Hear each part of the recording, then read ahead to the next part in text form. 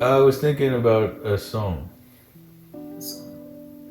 Let's talk about us, baby. Oh, that's your intro for the video. Oh, yeah. I was thinking, what about us? That one. Yeah, mine wasn't really a song. It was the wrong lyrics. Okay. Anyway, I guess that may let you know what we're talking about today. We're talking about us, right?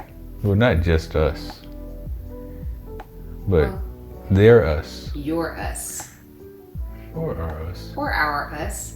Us is what we call, the couple, the entity that is the both of you or the both of us, and how important it is to have that and to maintain that, to cultivate that, to foster that, and more specifically, define that. Like, what is your us? What makes you you as a couple?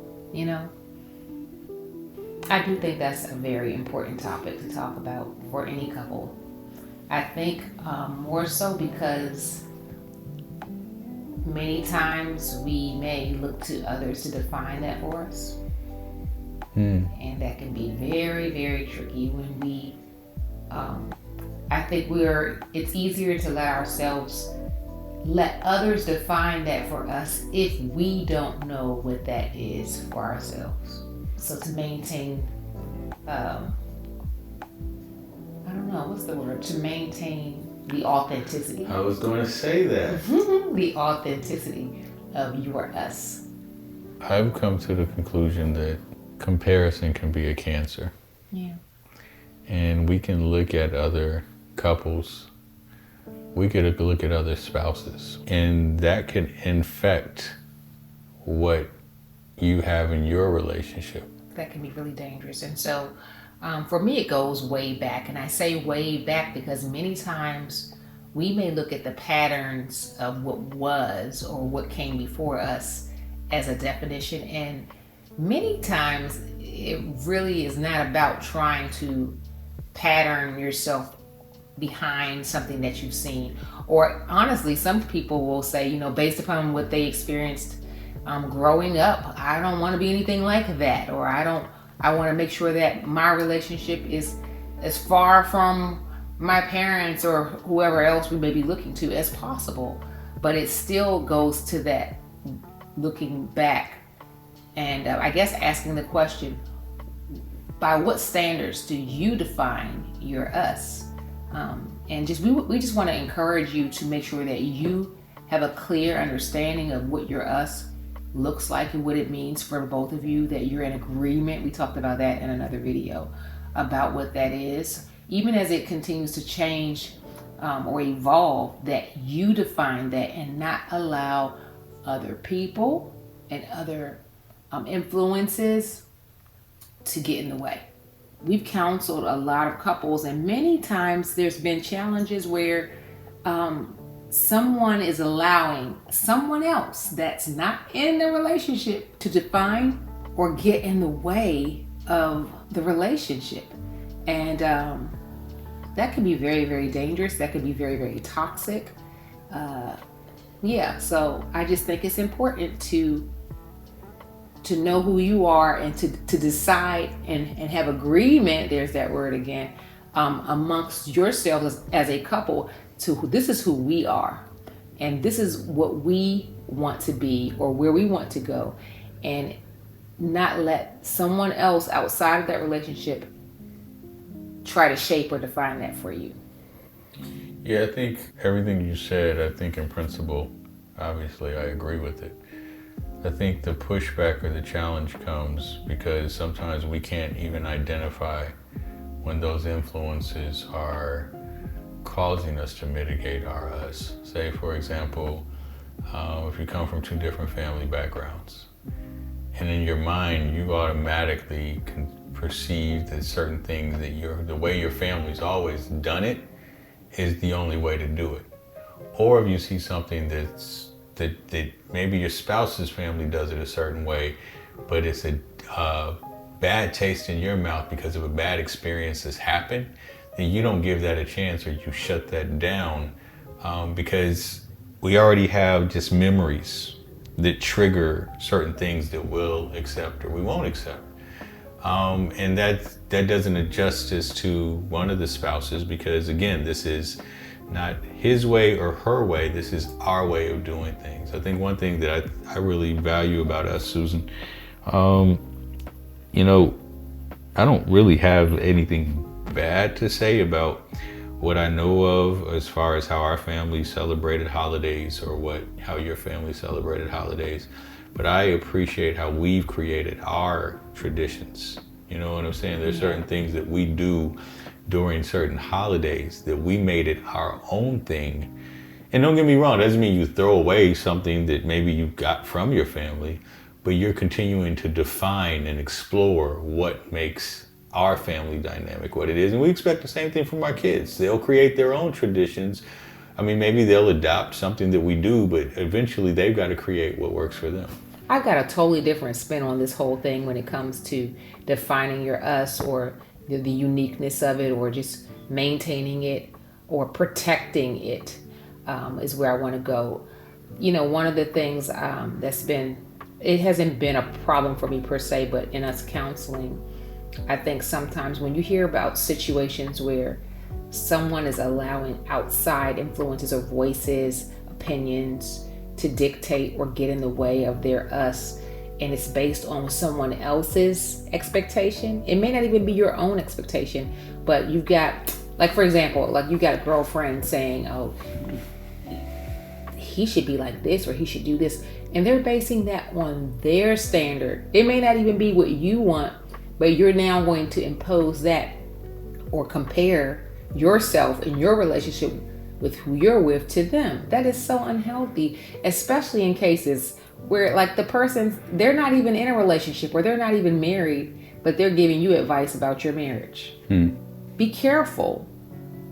Be careful what you're going back and putting out there about your relationship in your single girlfriend circle, because that can be an issue too. If you're going to your friends, now you do need places to vent or to share, but that venting thing can be tricky if you're going and you're talking about your spouse, especially when you've had an argument and you're feeling some kind of way and you're going to your friends to vent, but you're also loading them up with ammo to come back at you in perhaps maybe an unhealthy way, where they're sharing all this information or throwing that back at you in a different context, and they're not in a committed marriage relationship, but now they're telling you what you should do and you're listening to them. First and foremost, you should be going to God and going and seeking God in prayer about your situations or your problems or your issues, not necessarily going to other people to get solution. What do you think about that? Yeah, when you say that, it triggers something that we mention in counseling often. It feels like it should be automatic knowledge or a given knowledge, particularly for people of faith, that seek the Bible for instruction. But it's not always the case. Your marriage relationship should be the most important human relationship, period. There should be no other human relationship that even comes close to comparing to the closeness and the intimacy that you have with you and your spouse. And there should not be anybody that can come in and share secrets or have certain things as far as side conversations. And you think about that, you talk about girlfriends, a girlfriend might come and say something and you're comparing notes with husbands. Where it gets really tricky is mothers speaking to their daughters about their husbands, or speaking to their sons about their wives. Those parental relationships can sometimes be skewed, and if you got to do a check in your heart and say, okay, do I really value my relationship with my wife over my relationship with my parent? Because scripture says, and it gives credence to what I'm saying, for this reason, the union between a husband and wife, a man shall leave his parents and cleave to his wife, because that is the most important relationship. And that's where us gets, in my opinion, gets contaminated, and people don't realize it because they let family into their marriage relationship. To your point, Eric, I was thinking about what you were just saying, and I was looking at us, like how we're sitting here and we're cleaving to one another, like we're holding or close together, like this, by the way. But we're tight. We're connected. We're sitting and we're attached. I'm not judging, but sometimes you can tell a lot by people's body language. You ever go out and people don't even touch or hold hands or even look at each other or have a conversation in a restaurant and they're like both on their phones, or it's like we're here but we're not. Nonetheless, that's a side conversation or another topic for another time. But I'm saying with us sitting here and we're sitting this closely, there's no one between us. There's no space there. And I mean, maybe I'm just saying as an analogy, what's in between the two of you? What's coming in between you?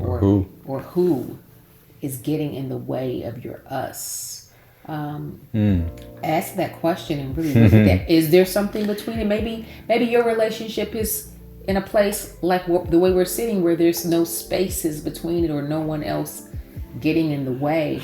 And life gets in the way. Let's be honest. There are times with children, things. The kids. They get in the way. But you gotta fight for that time to get back together, reconnect, and have just time for the two of you to build or just be there. Because otherwise, the more things that wedge or that small space grows, and then you end up so far apart that it's very hard to find your way back. That's so true. Yeah, I when you said nothing gets in the way because we're pretty tight right now, I can just envision one of our children just coming in right now, and it's their challenge to now just try to build a gap and come in between us, and they're teenage and adult children. And they do it playfully. Now, they were doing that when they were kids. For real, yeah. And there are seasons. Like when I say that the most important human relationship is between a husband and wife, that is the Bible across the board. But there are seasons when obviously parentally, like she's going to naturally give attention to little Eric used children. To get jealous of the kids. I did get jealous. I felt like when they were breastfeeding, they were like bragging, like, "Yeah, look what I got." But they had a need and you had a want. But so with that said, no, it was a need too. But with that said, it's still important for parents or husbands and wives with small children still fight for the us. And it's going to be harder. I mean, I'm not going to sugarcoat it. You having humans in your house that are dependent on you to eat and dress and change and be cleaned up is going to take a wear and tear. It's a tough season to get through. But that doesn't exempt you from fighting for your us, and see how you can tag team together and fight for that, and even create some unique things even in that process to make it your us process, and how you're parenting your kids so that doesn't get in the way. Because Susan, you know this, the small kids can get in the way, and then that gap happens, and then because there's a resentment because that gap happens, then they don't come back together after that.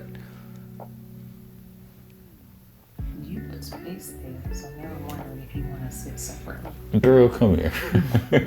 No, I'm just saying, I understand what you're saying.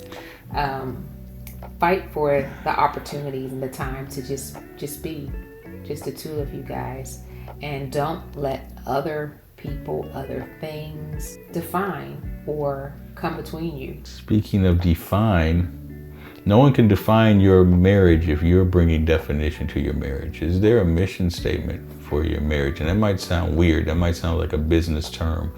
But entities that we expect to exist and last beyond lifetimes, they have a mission that defines what their marriage is going to be about.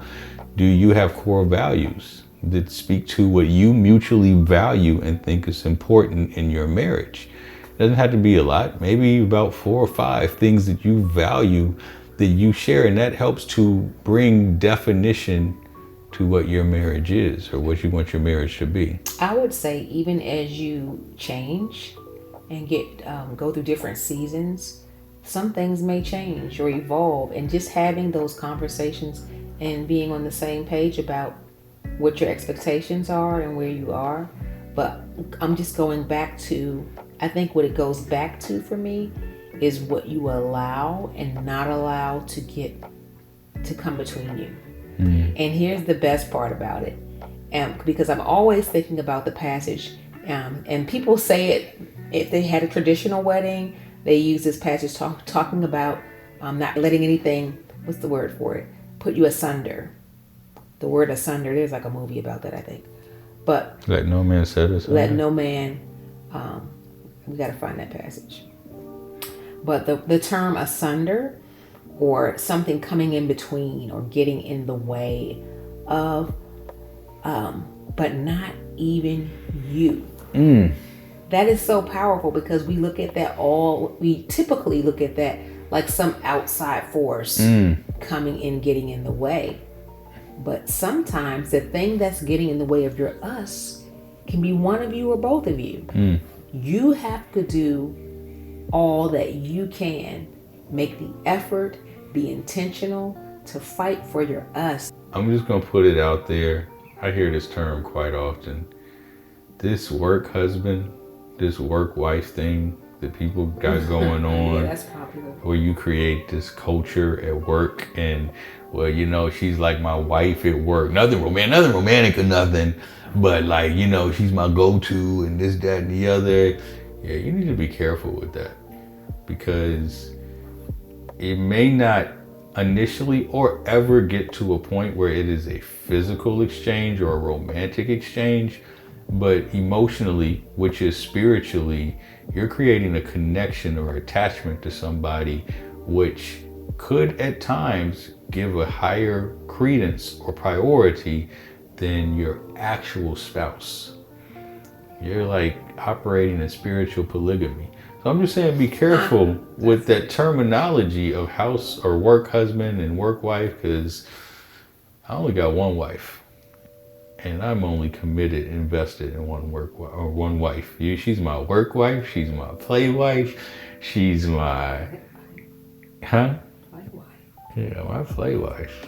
Your us is very important. Your us is so valuable, and you have to, I guess, make sure you see the beauty in it, see the value in it, and fight for it. Just, you know, be intentional. Do what you have to do to maintain it, to grow it, to sustain it, and not let anything else get in the way of it. So, focus on your us. Focus on your us.